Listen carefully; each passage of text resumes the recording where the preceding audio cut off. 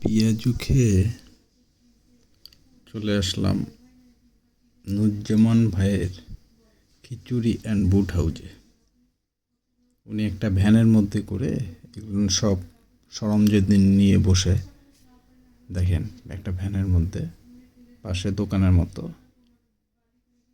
আসলেই খিচুড়িটা খুবই টেস্ট, খুবই সুন্দর, ঝালও কম। আপনি ডিম আছে, ভর্তা আছে, যেটা ইচ্ছা যার নিতে পারেন। আর নুরজামান ভাইয়ের খিচুড়িটা আর ভিড়ও খুব।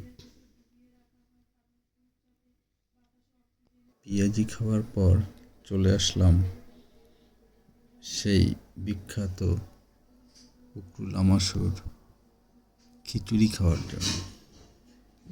আসলেই খিচুড়িটা এত সুন্দর টেস্ট, যা বলে ভাষায় প্রকাশ করা যাবে না।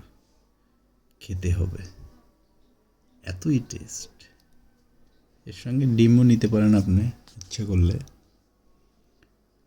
মানে খাচ্ছেও পাবলিক, অনেক কষ্ট করে জায়গা নিতে হলো।